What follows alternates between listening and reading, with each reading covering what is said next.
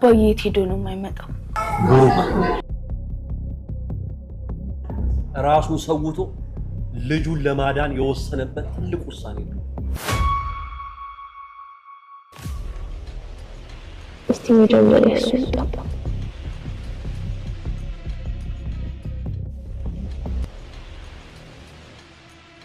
ምን ያረጉ ነው? ሊወስዱ ነው?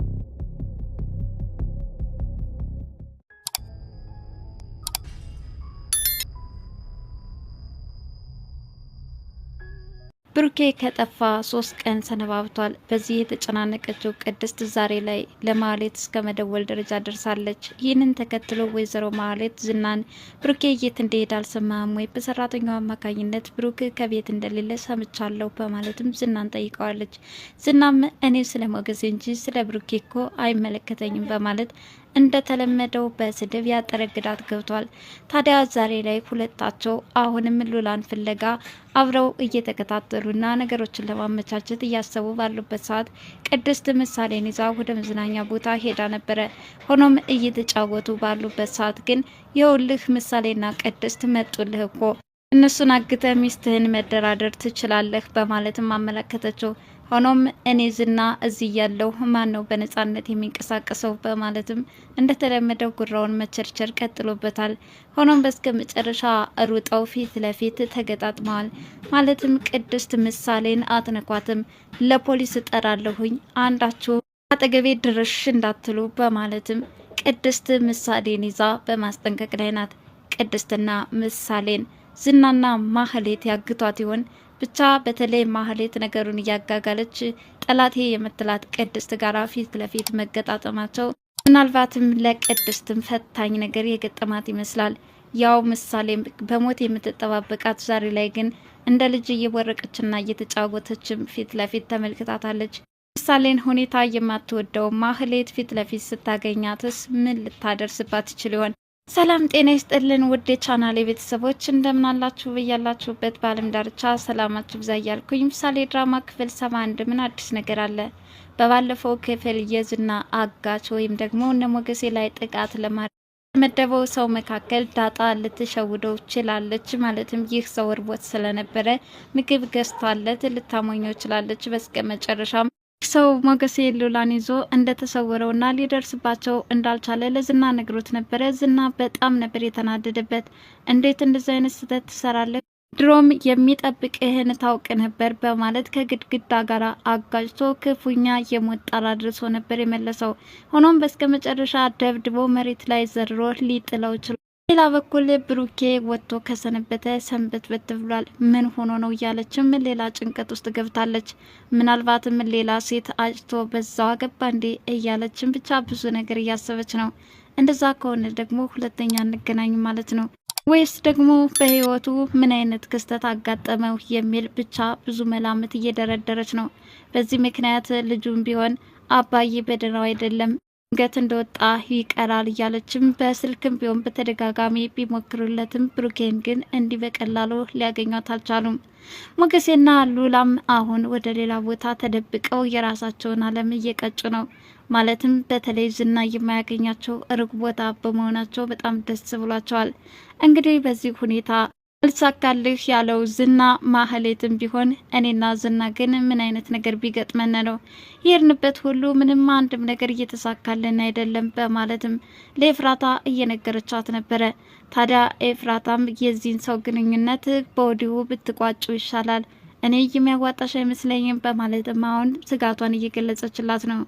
ዛሬ ላይ ማህሌትን እንገናኝ በማለት አሁንም ሉላን በቀላሉ ሊያገኛት ስላልቻለ ሌላ ዘዴ ዘይዷል።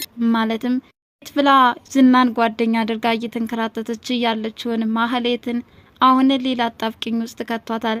ማለትም ሞገሴ ወደ ታይላንድ ምሳሌን ይዞ በሚሄድበት ሰዓት ኮኬን ይዞ ስለነበረ ቤቱ ሊሸጥለት ስላልቻለ በዚህም ታግዶበታልና አሁን ብትከራከሪ ተመልሶ ቤቱን ታገኘዋለሽ፣ ስለዚህ በፍጹም እንቅልፍ እንዳትተኝ በማለትም እየነገራት ነው።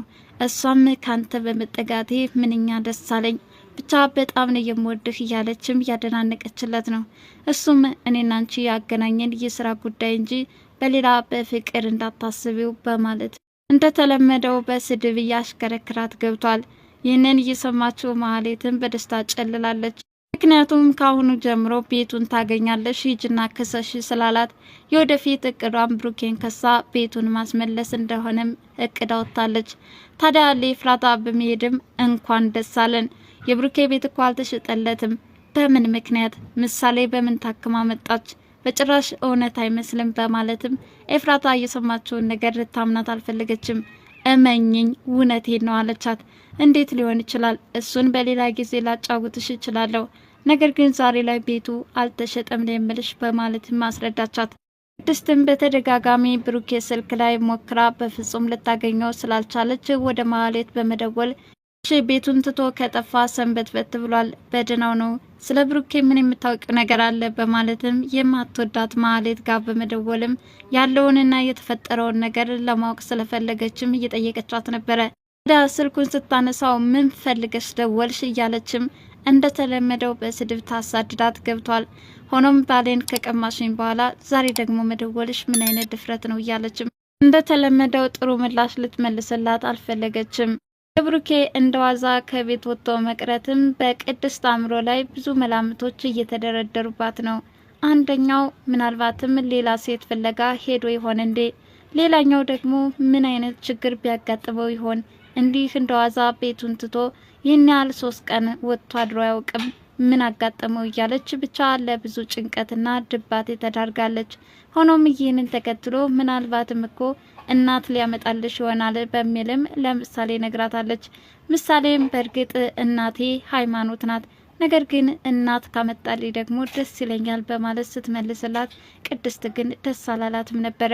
ከኔ ውጭ ሌላ እናት እንዳታስቢ በማለትም ለምሳሌ እየነገረቻት ነበረ። እናቴ በጣም እኮ ነው የምወድሽ፣ ከዚህ በኋላ እማዬ አንቺ ነሽ እያለችም እንደተለመደው ከዚህ በፊት ስትመኘው የነበረው ስለሆነ ምሳሌ በጣም ደስ ብሏታል። በዚህ ሁኔታ ግን አባቷ እንደዋዛ ወጥቶ ስለቀረባት በሌላ በኩል በጣም ተጨናንቃለች።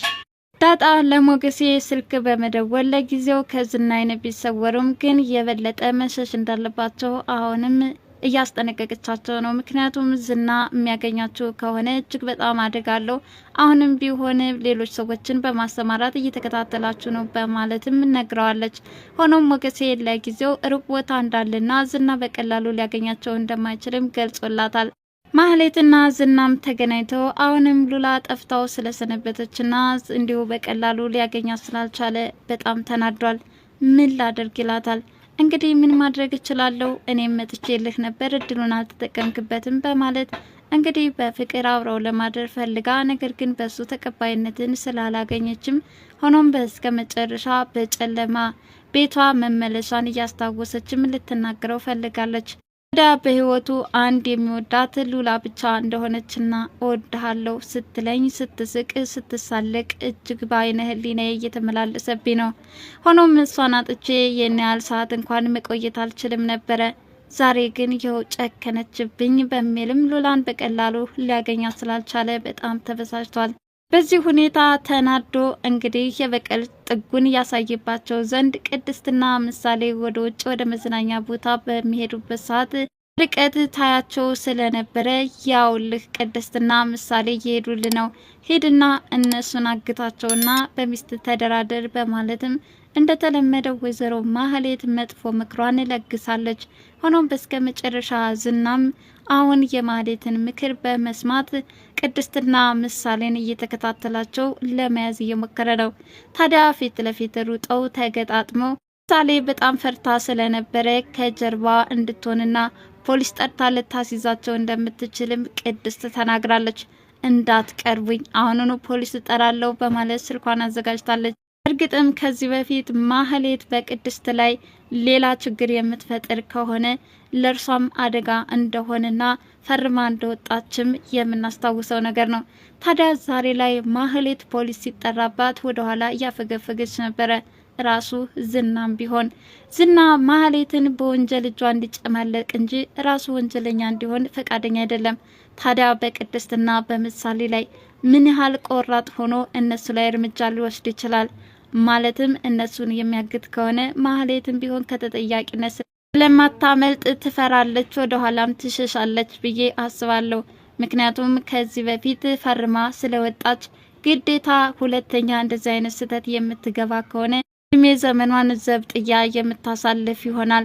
ማህሌት አሁን ላይ ቆም ብላ ካላሰበችና ወደኋላ ካላፈገፈገች በስተቀር ቅድስትና በምሳሌ ላይ የተሳሳተ ውሳኔ ከወሰኑ ለራሳቸውም አደጋ ነው ብዬ አምናለሁ።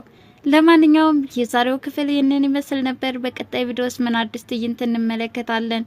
ምሳሌና ቅድስት ያመልጣሉ ወይስ ይያዛሉ? እናንተን ግምት እንድታስቀምጡልኝ ስለ ለዛሬ እዚሁ ተሰናበትኳችሁ። ለቻናሌ አዲስ የሆናችሁ ላይክ፣ ሼር፣ ሰብስክራይብ በማድረግ ቤተሰብ እንድትሆኑ በትህትና ጠይቃለሁ። ባይ ባይ።